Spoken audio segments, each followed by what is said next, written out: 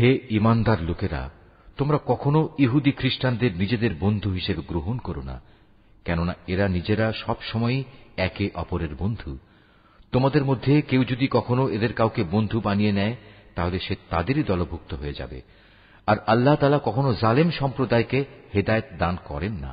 অতঃপর যাদের অন্তরে মুনাফিকির ব্যাধি রয়েছে, তাদের তুমি দেখবে তারা বিশেষ তৎপরতার সাথে এই বলে তাদের সাথে মিলিত হচ্ছে যে আমাদের আশঙ্কা হচ্ছে কোনো বিপর্যয় এসে আমাদের উপর আপতিত হবে।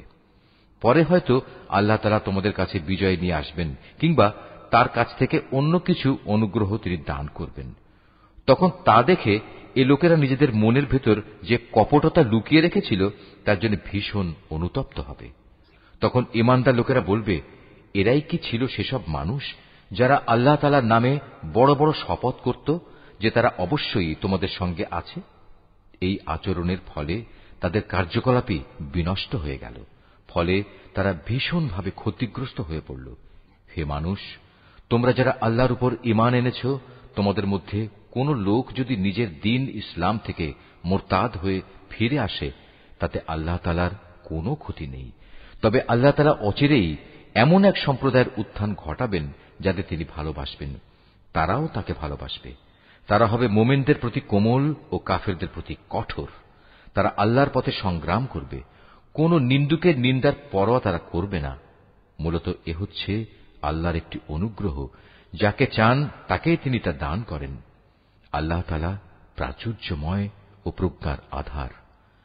তোমাদের একমাত্র পৃষ্ঠপোষক হচ্ছেন আল্লাহ তাআলা, তার রাসূল এবং সেসব ঈমানদার লোকেরা যারা নামাজ প্রতিষ্ঠা করে, যাকাত আদায় করে, সর্বোপরি আল্লাহ তাআলার সামনে যারা সদা অবনমিত থাকে।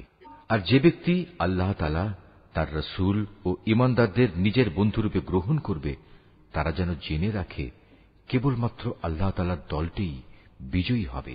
হে ঈমানদার লোকেরা, তোমাদের আগে যাদের আল্লাহ তাআলার কিতাব দেওয়া হয়েছিল, তাদের মধ্যে যারা তোমাদের দ্বীনকে বিদ্রূপ ও খেল তামাশার বস্তুতে পরিণত করে রেখেছে, তাদের এবং কাফেরদের কখনো তোমরা নিজেদের বন্ধু বানিও না।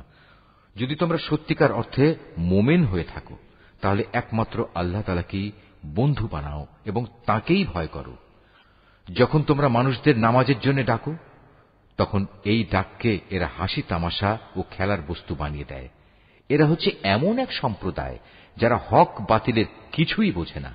হে রাসূল, তুমি এদের বলো, তোমরা যে আমাদের কাছ থেকে প্রতিশোধ নিচ্ছ, তার কারণ এই যে আমরা আল্লাহর উপর ঈমান এনেছি এবং আমাদের উপর আগে ও বর্তমানে যা কিছু নাজিল করা হয়েছে তার উপর বিশ্বাস স্থাপন করেছি। আসলে তোমাদের অধিকাংশ মানুষই হচ্ছে গুনাহগার। হে রাসূল, তুমি বলো, আমি কি তোমাদের বলে দেব আল্লাহর কাছ থেকে সবচাইতে নিকৃষ্ট পুরস্কার কে পাবে?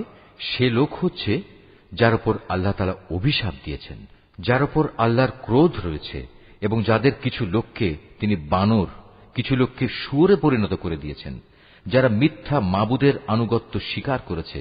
এরাই হচ্ছে সেসব লোক পরকালে যাদের অবস্থান হবে অত্যন্ত নিকৃষ্ট, এবং দুনিয়াতেও এরা সরল পথ থেকে বহু দূরে বিচ্যুত হয়ে পড়েছে। তারা যখন তোমার সামনে আসে তখন বলে, আমরা ঈমান এনেছি। আসলে তারা তোমার কাছে কুফরি নিয়েই প্রবেশ করছিল এবং তা নিয়েই তোমার কাছ থেকে তারা বেরিয়ে গেছে। তারা মনের ভেতর যা কিছু লুকিয়ে রাখছিল, আল্লাহ সে ব্যাপারে পূর্ণ ওয়াকিবহাল রয়েছেন।